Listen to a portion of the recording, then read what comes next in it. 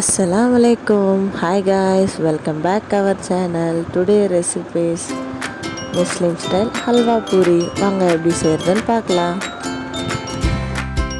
1/4 kilo சிறுபருப்பு தண்ணியில் ஊற வச்சுக்கலாம். 20 பாதாம் முந்திரியும் அதையும் தண்ணியில் ஊற வச்சுருக்கலாம். அதை 4 to 5 hours ஊறினதுக்கப்புறம் குக்கரில் எடுத்து போட்டு அதை வேக வச்சுக்கலாம். வேக வச்சதுக்கப்புறம் அது இந்த பக்குவத்தில் தான் இருக்கும்.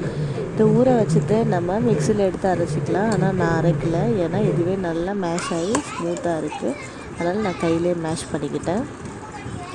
இப்போ நம்ம ஊற வச்சுருக்க அந்த பாதாம் முந்திரி எடுத்து மிக்சி ஜாரில் சேர்த்து அது நல்லா ஃபைன் பேஸ்ட்டாக அரைச்சி எடுத்துக்கலாம்.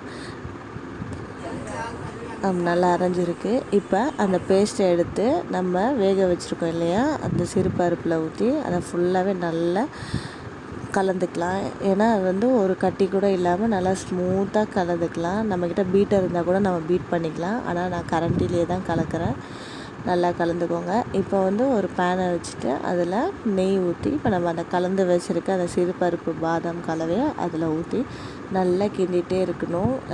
கைவிடாமல் கிண்டிகிட்டே இருக்கணும். ஏன்னா நம்ம விட்டுட்டோன்னா தீஞ்சிரும். தீயஞ்சிட்டா நம்மளோட அந்த ஹல்வா டேஸ்ட் வந்து சரி இருக்காது.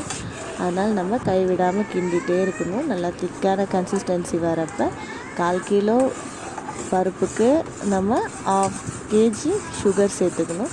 சுகரை சேர்த்துட்டு நல்லா கலந்துட்டு இப்போ அதில் நம்ம கேசரி பவுடர் ஆட் பண்ணிக்கலாம். கேசரி பவுடர் ஆட் பண்ணிவிட்டு நல்லா கைவிடாமல் கலந்துகிட்டே இருக்கணும். இந்த மாதிரி திக்கான கன்சிஸ்டன்சி வரப்போ இறக்கிடணும்.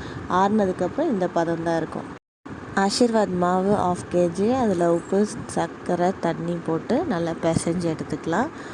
நல்லா இந்த மாதிரி ஸ்மூத்தாக பிசைஞ்சு எடுத்துகிட்டு ஒரு சின்ன சின்ன உருண்டையாக நம்ம அதை போட்டுக்கலாம். இந்த சைஸ் வந்து இருந்தால் போதும். ஏன்னா இதுக்கு மேலே பெரிய சைஸ் போட்டால் பூரி வந்து ரஃப்பாக இருக்கும். இந்த சைஸ் இருந்தால் போதும். இப்போ ஒன்றோட ஒன்று ஒட்டாததுக்காக அதில் மாவு தூவிக்கலாம். இந்த மாதிரி எல்லா உருண்டையும் உருட்டியாச்சு. இப்போ நம்ம அந்த உருண்டையை பெரிச்சிக்கலாம். நல்லா இந்த மாதிரி தின்னாக பெரிச்சிக்கலாம். பெரிச்சதுக்கப்புறம் ஒரு நியூஸ் பேப்பரில் இந்த மாதிரி எல்லாம் லைனாக போடலாம். அது கொஞ்சம் காயட்டும். காய்ஞ்சதுக்கப்புறம் அந்த மாவை எடுத்து அதில் அந்த ஹல்வாவோட ஸ்பூன் வச்சு அதை அப்படியே மடிச்சிக்கலாம். மடிச்சுட்டு அந்த ஹல்வா வெளியே வராத மாதிரி அந்த வாயெல்லாம் கையில் க்ளோஸ் பண்ணிக்கலாம். இல்லை நம்மக்கிட்ட எதுனா அச்சு இருந்தால் நம்ம அச்சு கூட வச்சுக்கலாம் டிசைனுக்காக. இந்த மாதிரி எல்லா மாவையும் ரெடி பண்ணி வச்சுட்டு இப்போ நம்ம எண்ணெயை சூடாக்கி ஒன்று ஒன்றா லைனாக பொரிச்சு எடுத்துக்கலாம். நல்லா ஃப்ரண்ட் அண்ட் பேக்கு பொன்னிறமாக பொரிச்சு எடுத்துக்கலாம்.